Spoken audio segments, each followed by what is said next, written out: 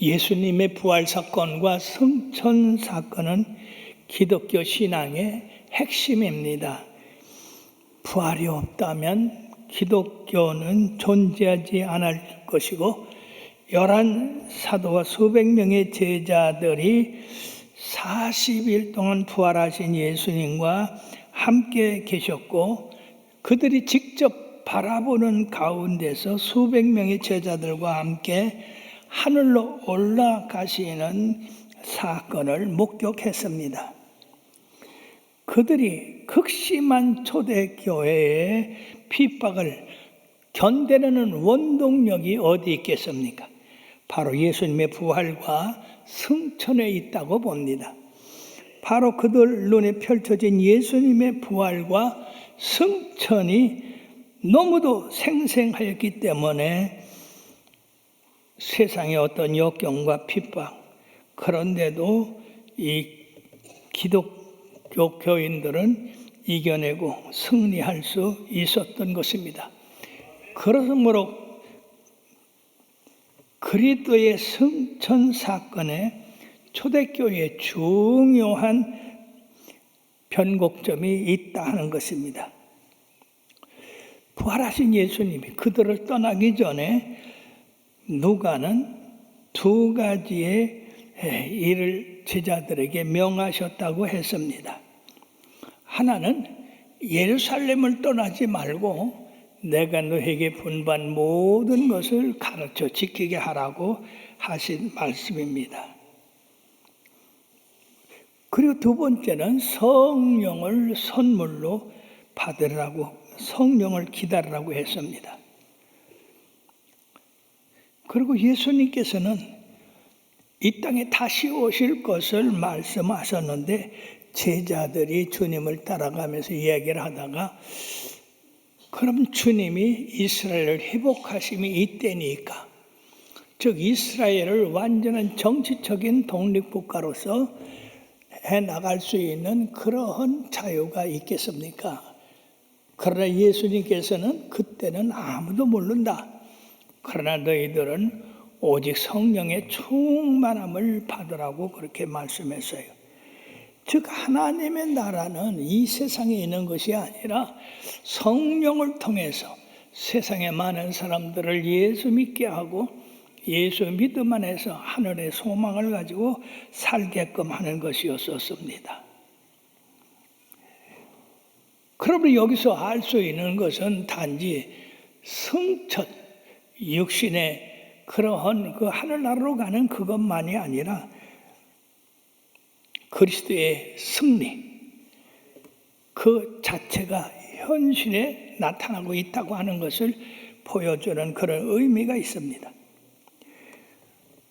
그러므로 예수 그리스도의 승천은 기독교의 5대 교리 중에 하나입니다.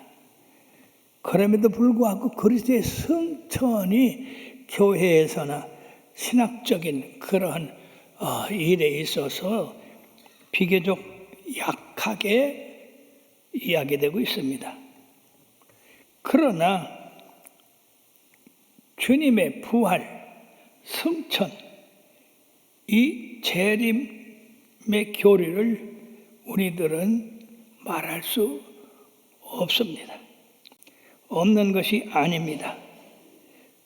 그래서 승천에 대한 하이델베르그의 요리문답 해설 중에서 그리스도의 승천이 우리들에게 주는 유익에 대해서 말씀하고 있는데, 승천은 주께서 사역하신 가장 영광스러운 최후의 장면임에도 불구하고 다른 교리에 비해서 크게 다루어지지 않는 것은 십자가와 부활의 승천이 연결되어 있다는 이 한 사실을 사람들이 그렇게 귀중히 보지 않는다 하는 것입니다. 분명한 것은 승천은 예수님께서 이 땅에 오셔서 이루어 놓으신 구속사역의 완성이 되는 것입니다. 그러므로 우리는 마땅히 하늘에서 오셔서 우리의 세상의 구속사역을 완성하시고 그리고 부활하실 뿐 아니라 승천하신 그 진리에 대해서 심각하게 받아들이지 않으면 안 되는 것입니다. 그러면 승천이 확실하다 하는 것을 어떻게 알 수 있느냐? 부활하신 예수님께서 바로 하늘나라로 올라가지 않으시고 40일간 세상에 계시면서 제자들에게 가끔 나타나셔 가지고 이야기를 하고 그들을 가르치셨는데, 그 가운데서는 우리 주님이 죽기 전에 왜 세상에 왔으며 하나님 나라를 증거해야 되는가에 대해서 말씀하셔서 모세 오경으로부터 선지자들의 가르침을 집중적으로 제자들에게 복습시켜서 또한 그들이 하나님의 이 말씀의 진리를 증명하셨습니다. 이처럼 제자들에게 40일 부활하신 40일 후에 나타나셔서 갑자기 손을 들어 그들을 축복하시고 그리고 축복하시면서 그들을 떠나 하늘로 올라가셨습니다. 이때 제자들이 너무나 놀랐습니다. 예수님이 갑자기 봉 떠서 구름같이 이렇게 구름과 함께 하늘로 올라가셨으니 그것을 바라본 제자들이 얼마나 놀랐겠습니까? 부활하신 예수님 보고 놀랐고, 또 부활하신 그 예수님이 제자들 보는 데서 그냥 공중으로 뻥 떠서 하늘로 올라섰으니 제자들이 놀라지 않을 수가 없습니다. 그런데 누가복음에는 뭐라고 했느냐? 손을 들어 그들 가운데 축복하시더니 축복하실 때에 그들을 떠나 하늘로 올려시더니 그들이 그에게 경배하고 큰 기쁨으로 예루살렘에 돌아가 늘 성전에서 하나님을 찬송하니라 했습니다. 이들은 아직까지 가슴에 예수님의 부활의 그 기적과 예수님이 살아서 하늘로 올라가신 그 일을 떨쳐버릴 수가 없었습니다. 그들이 부활 승천하시는 그 예수님을 바라보고 하늘을 쳐다보고 있을 때 예수님을 수행하던 두 천사가 나타나서 이 갈릴리 사람들아 어떻게 하늘을 쳐다보느냐? 너희 앞에서 이처럼 들려 올라가신 그 예수는 가신 대로 다시 오시리라 이렇게 말씀을 했습니다. 사랑하는 여러분들이요, 이 참으로 중요한 말씀입니다. 예수님이 유월절 후에 십자가에 못 박히시고 십자가에 못 박히신 후 3일에 부활하셨고 부활하신 후에 40일간 제자들과 말씀하시면서 성경을 바로 가르치고 그들에게 온전한 믿음이 서도록 말씀을 하신 후에 하늘로 승천하셨는데 승천하신 대로 다시 오시리라 그랬습니다. 여러분 그 시점이 언제입니까? 그 시점이 지금으로부터 2000년 전입니다. 그런데 주님께서 그 천사들을 통해서 너희들이 보는 바와 같이 하늘로 올리우신 이 예수는 본대로 올라가신 대로 다시 오시라고 말씀했습니다. 무엇인가 이 말씀 우리들에게 준비하라고 하는 귀한 말씀이 숨겨져 있습니다. 예수님이 다시 오실 때에 어떤 모습으로 오시겠습니까? 주께서 호령과 천사장의 소리와 하나님의 나팔소리로 친히 강림하실 때에 주께서 우리를 모두 불러 모은 다음에 심판한다고 했습니다. 충성된 자들은 하늘나라의 주님과 함께 거하지만은 충성하지 못한 사람들, 준비하지 않은 사람들은 이 땅에 슬피 울며 이를 갈미 있겠다고 하셨습니다. 그러므로 하늘로 올라간 대로 다시 오시리라 하는 이 말씀은 대단히 귀중한 말씀입니다. 즉 예수님이 재림하신다는 말씀이에요. 지금 예수님이 하늘로 올라가신 그 시점이 2000년이 넘습니다. 그러면 우리들이 생각하는 그 시계로는 예수님이 다시 오시기를 몇 번씩해도 남을 텐데 아직 한 번도 다시 오시지 않았어요. 그렇다면 예수님이 하신 이 말씀은 거짓말인가? 믿을 수가 없는가? 어떻게 이렇게 2000년이 넘도록 다시 오신다는 예수님이 오시지 않았는가? 그렇지만 사랑하는 여러분, 베드로서에는 예수님이 이처럼 늦게 더디 오는 것은 우리들로 말미암아 더 많은 사람을 구원케 하기 위해서 지금 늦게 오신다고 하셨습니다. 만약에 우리 예수님이 100년 전에 오셨다고 합시다. 그럼 이 자리에 구원받지 못할 사람들이 많이 있었을 거예요. 그렇지만 주님이 늦게 오심으로 우리가 예수 믿고 구원받게 되고 그 영화로운 나라에 들어갈 수 있으니 얼마나 큰 축복입니까?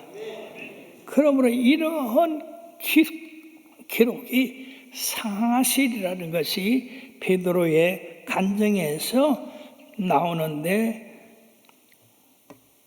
오순절에 성령께서 강림하신 말을 체험하게 됐습니다. 예수님께서 승천하셔서 보내신다고 하는 성령이 이들에게 임했던 겁니다.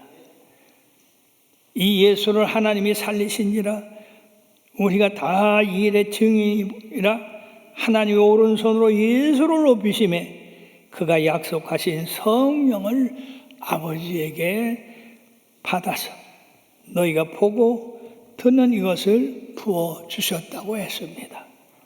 사랑하는 여러분이요, 예수님의 이런 부활 승천을 보고 참으로 기뻐한 이 제자들이 예수님의 말씀대로 흩어지지 아니하고 전부 모여서 마가다락방이라고 하는 곳을 모여서 기도하기에 힘썼습니다. 참으로 얼마나 신비한 일이겠습니까? 죽은 예수님이 살아나신 것도 신비하고 그 살아나신 예수님이 하늘로 그대로 올라갔다고 하는 이 사실, 그러면서 다시 오시겠다고 하신 사실, 그러면서 주님께서는 바로 우리들로 말미암아 다시 오실 그 예수님을 예비하고 있고 기다리고 있고 사모하여 열심을 내라고 말씀하고 있습니다. 사랑하는 여러분들이요, 우리 주님께서 사망 권세 이기시고 부활하셔서 영광 가운데 하늘로 올리신 이 예수는 바로 하늘에서 대제사장의 자리에 앉게 되셨는데, 이 대제사장의 자리는 어느 누구도 앉을 수 없는 지극히 보배로운 보좌인데, 바로 하나님께서, 바로 예수님께서 승천하셔서 살아계신 하나님의 우편에 앉으심으로 말미암아 우리를 위해서 늘 간구하고 계시다. 지금 하나님 보좌 우편에 앉으셔서 가만히 있는 게 아니라 끊임없이 우리 주님을 위해서 성도들을 예수 잘 믿고 하나님 나라 세우기 위해서 간구하고 계시다는 것입니다. 그러므로 사랑하는 여러분들이요, 우리 주님이 하나님 우편에서 성도들을 위해서 기도한다고 하는 것은 얼마나 중요한 일인지 모릅니다. 에베소 1장 20절에서 23절에 보면 그의 능력이 그리스도 안에서 역사하사 죽은 자들 가운데서 다시 살리시고 하늘에 자기의 오른편에 앉히사 모든 이름 위에 뛰어나게 하시고 또한 만물을 그 발 아래 복종하게 하시고, 그를 만물의 교회의 머리로 삼으셨느니라. 교회는 그의 몸이니 만물 안에서 만물을 충만하게 하시는 이의 충만이라고 말씀하셨습니다.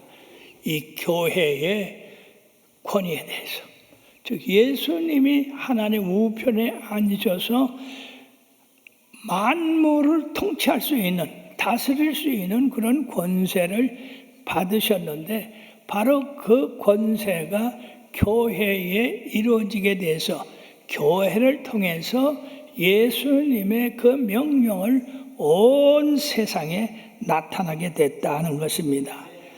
그러므로 교회의 그 위상이 얼마나 커졌는가 하는 것을 우리가 알아야 될 것입니다. 예수님이 부활하셔서 하나님 우편에 앉으시지 않았다면 그 하나님께서 예수님에게 주셨던 그 권세, 그 권세를 또다시 교회에 주셔서 교회로 말미암아 만물을 다스릴 수 있는 그런 권세를 얻게 하셨다는 겁니다. 뿐만 아니라 그리스도의 성천은 우리들에게 놀라운 진리를 가르쳐 주시는데, 교회는 항상 예수님이 우리를 위하여 성천하셔서 하나님 우편에 앉아 계시고 계속해서 우리를 위하여 기도하고 계시다고 하는 것을 우리 모든 성도들이 마음에 믿고, 우리 모두가 하나님의 지체임을 깨닫고 하나님이 살아계신 그것을 우리들 마음에 확신하고 주님이 우리를 위하여 기도하고 계시다는 것을 믿어야 될 줄 믿습니다. 그러므로 예수 그리스도의 이 성천은 우리 믿는 자들에게 놀라운 유익을 주는데, 그 첫째가 바로 예수님이 우리를 위하여 태어나고 계시다 하는 것입니다. 성천하신 예수님은 만일 법정에서 죄인들을 위해서 변호하는 그런 변호인과 같이 우리 죄인들이 세상에서 잘못하고 곁길로 갈 때에 마귀는 우리를 갖다가 법정에 세워서 참소를 합니다. 그리고 벌을 받게 되기를 선고를 합니다. 그때 예수님께서 우리를 대신하셔서 나타나셔서 우리를 위해서 정죄하는 것을 못하게 합니다. 즉 예수님이 대신해서 십자가를 지신 그 공로를 바로 내가 저들의 죄를 위하여 십자가를 지셨기 때문에 저들을 정죄할 사람이 없습니다 라고 이렇게 변호하시는 것이에요. 그러므로서 예수님이 우리를 위하여 정죄를 당하셨으니 요한일서 2장 1절에 보면 만일 누가 죄를 범하여도 아버지 앞에서 우리에게 대언 자가 있으니 곧 의로우신 예수 그리스도시다. 놀라운 일입니다. 우리들이 세상에서 올바로 살고 의롭게 살기 위해서 항상 주님이 우리를 위하여 변호하고 계시다고 하는 사실, 얼마나 감사한 일입니까? 우리를 위하여 대언하고 계시다는 것, 얼마나 축복된 일입니까? 그러므로 우리는 주님을 의지하고 항상 위로를 받아야 될 줄 믿습니다. 두 번째, 우리들의 영적 신분이 바뀌어졌습니다.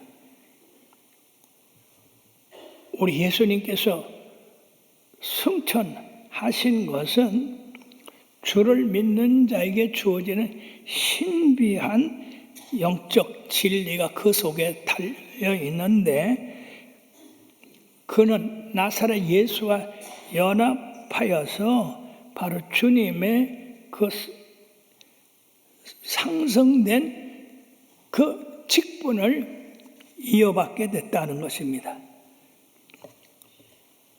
비록 육신은 이 땅에 살고 있으면서 영적 신분은 그리스도와 함께 하늘에 있다. 예수님과 함께 죽고 예수님과 함께 살기 위해서 주님과 연합된 그런 삶을 우리들이 사는데, 바로 연합된 삶을 살기 위해서 우리들이 침례를 받죠. 침례를 받을 때 우리의 육신은 예수님과 함께 죽고 우리의 영은 예수님 위해서 산다 하는 그런 선언을 합니다. 즉 예수님과 함께 십자가에 달리고 예수님과 함께 부활하고 예수님과 함께 하늘에 올라간다는 얘기예요. 이 얼마나 놀라운 은혜의 말씀입니까?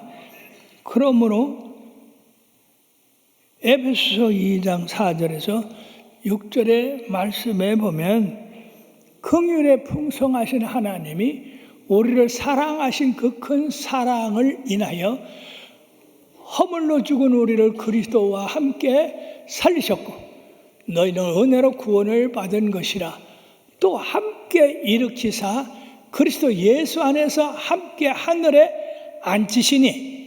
참 놀라운 일입니다. 우리가 주님과 함께 죽었는데 하나님이 주님을 살리실 때 우리가 주님과 함께 살아나고 하나님께서 주님을 하늘에 올리우실 때 우리도 주님을 따라서 하늘에 올라간단 말이에요. 그럼 하늘로 올려섰을 뿐 아니라 하나님 우편에 앉으시게 하는데 우리도 따라서 하나님 우편에 앉게 됐다 하는 겁니다. 얼마나 놀라운 축복입니까? 그러므로 바울 사도는 누가 정죄하리요? 죽으실 뿐 아니라 다시 살아나시는 그리스도니 그는 하나님 우편에 계신 자요 우리를 위하여 간구하시는 자신이라. 우리가 세상에서 허물과 죄가 있어도 예수님의 피로 사함 받고 그리고 예수님과 함께 하늘에 올라갔으니 우리는 정죄함을 받지 않는다 하는 것입니다. 그러므로 사랑하는 여러분들이요, 예수님의 부활의 그 놀라운 유익은 우리들로 하여금 하늘에까지 올라가게 하시고 하나님과 함께하는 그런 역사를 일으키신다는 것입니다. 그러므로 사랑하는 여러분, 우리가 하나님의 나라에 우리의 영이 이미 올라가 있으니 이 세상에 사는 동안에 어떻게 살아야 되겠습니까? 바로 우리는 세상 것을 추구해서는 안 됩니다. 세상 것을 추구해서는 세상 사람이 되고 맙니다. 우리의 신분이 이미 예수님의 부활 승천으로 말미암아 하늘에 올라가 있습니다. 그러므로 골로새 3장 1절에 뭐라고 말씀하냐? 너희가 그리스도와 함께 다시 살리심을 받았으면 위의 것을 찾으라. 거기는 그리스도께서 하나님 우편에 앉아 계시니라. 아멘. 우리가 여기 있는 것 같지만 우리의 영은 이미 그리스도의 영과 같이 있는 것이니까 바로 하나님의 하늘의 소망, 그것을 찾으라고 그렇게 말씀했습니다. 우리가 구원받지 않을 때는 세상 것을 그렇게 사모하고 세상 것을 찾았지만 구원받은 후에는 성령님께서 우리의 마음을 하늘로 올리게 하셔서 하늘에 두시기 때문에 주님과 함께 하나님 우편에 앉게 하셨기 때문에 바로 그 나라에 올라갈 것을 소망하고 우리들이 이 땅에서 하나님 나라를 이렇게 항상 생각하고 그 나라를 추구해야 될 줄 믿습니다. 무엇이 우리로 하여금 이렇게 만드느냐? 바로 성령님이십니다. 성령님이 우리로 말미암아 늘 하나님 앞에 가까이 가게 하고 하나님을 기쁘시게 하고 하나님의 선하신을 행하게 하시는데 이것이 성령님께서 하시는 겁니다. 그와 같이 성령님이 우리를 하나님의 자녀로 삼으실 뿐 아니라 하나님 말씀 안에서 살아가도록 우리를 권고하십니다. 만약 여러분들이 한 주 교회 오지 아니하시고 세상으로 나갔다고 합시다. 그러면 성령님께서 여러분들을 책망하십니다. 야 아무개야, 왜 하나님 앞에 가지 않고 또 세상에 나갔느냐 그러고 우리의 가슴을 찔릅니다. 하나님 앞에 늘 가고 열심내도록 그렇게 성령님께서 역사하십니다. 그러므로 우리는 성령님께서 우리를 책임지고 하나님 나라 갈 때까지 우리를 인도하시는 것입니다. 이것은 세상 사람들이 모릅니다. 세상 사람들이 받지도 못합니다. 요한복음 14장 16절에서 18절에 보면 내가 너희 아버지께 구하겠으니 그가 또 다른 보혜사를 너희에게 주사 영원토록 너희와 함께 있게 하시리니 그는 진리의 영이라. 세상은 능히 그를 받지 못하나니 이는 그리를 보지도 못하고 알지도 못함이라. 그러나 너희는 그를 아나니 그는 너희와 함께 거하시며 또 너희 속에 계시겠음이라. 내가 너희를 고아와 같이 버려두지 아니하고 너희에게로 오리라. 사랑하는 여러분, 우리 예수님이 승천하셔서 하나님 우편에 앉아 계시기 때문에 바로 하나님으로부터 성령을 받아서 이 세상에 내려주셨습니다. 그러므로 오순절 성령 세례를 통해서 세상은 알지도 못하고 보지도 못하고 깨닫지도 못했던 성령이 우리가 함께 계셔서 우리를 하나님 앞으로 자꾸 인도하시는 겁니다. 우리들이 잘못했을 때 성령이 책망하십니다. 회개케 합니다. 그러므로 주님 나라 갈 때까지 우리는 성령님과 늘 동행하는 삶을 살아야 될 줄 믿습니다. 끝으로 이러한 구속 사역이 완성이 될 때가 오는데 요한복음 12장 32절에서 33절 보면 주님께서 내가 땅에서 들리면 모든 사람을 내게로 이끌겠노라. 이렇게 말씀하시면 자기가 어떠한 죽음으로 죽을 것을 보이심이라고 말씀했습니다. 이미 예수님이 십자가 지시기 전에 십자가 지신 후에 승천하신 후 믿는 자들을 다 주님 앞으로 끌어올린다고 하는 그 말씀을 하고 계십니다. 그러므로 예수님이 승천하신 후에 우리 믿는 사람들도 영적으로 주님과 연합돼서 우리의 영이 주님과 함께 하늘나라로 끌어올려서 주님과 영원히 함께 살게 되는 것입니다. 이 놀라운 축복이 바로 예수님의 승천과 관계가 있다. 즉 승천하시지 않으면 이러한 축복을 우리가 받을 수가 없을 것이다 하는 겁니다. 사랑하는 여러분들이여, 히브리서 4장 14절에는 다 같이요. 그러므로 우리에게 큰 대제사장이 계시니 승천하시니 곧 하나님의 아들 예수시라. 우리가 믿는 도를 굳게 잡을지어다. 주님 오실 때 우리의 대제사장이 우리를 주님의 그 영광스러운 보호자로 이끄실 것입니다. 그러므로 우리가 지금 세상에 살고 있지만 우리의 영은 항상 주님과 함께 하늘에 있게 되기를 바랍니다. 그렇게 되면 하나님 것을 우리가 구하게 됩니다. 세상 것을 구하는 것이 아니라 하늘의 소망을 갖게 됩니다. 지금 예수님이 세상에 계셨을 때에 말세에 즉 예수님이 다시 오실 그때가 되면 세상이 어떻게 된다고 말씀하셨는데 지금 바로 그때입니다. 예수님이 오실 때 이 세상의 환난과 전쟁 그리고 기근 그런 어려움이 생기겠다고 했는데 지금 기후적으로 큰 변화가 있고 지진으로 변화가 있고 그리고 인간과 인간과의 관계에서 전쟁과 전쟁이 계속되고 있고 지금 정신을 못 차릴 정도로 세상이 큰 환난 가운데 있습니다. 바로 이것은 무엇을 의미합니까? 이것은 예수님께서 다시 오실 기회가 됐다고 하는 것을 우리들에게 알려주시고 우리로 예수님 맞을 준비, 등준비, 기름준비 다 하고 있다가 언제 어느 때 주님 오시더라도 다 맞이할 수 있는 그런 준비를 하라고 하시는 것입니다. 그러므로 사랑하는 여러분들이요, 이 세상이 혼동스럽습니다. 이 혼돈된 이 세상을 여러분들이 주님의 주신 그 믿음과 소망을 가지고 잘 지켜서 승리하는 삶을 살게 되기를 주의 이름으로 축원합니다. 기도하시겠습니다.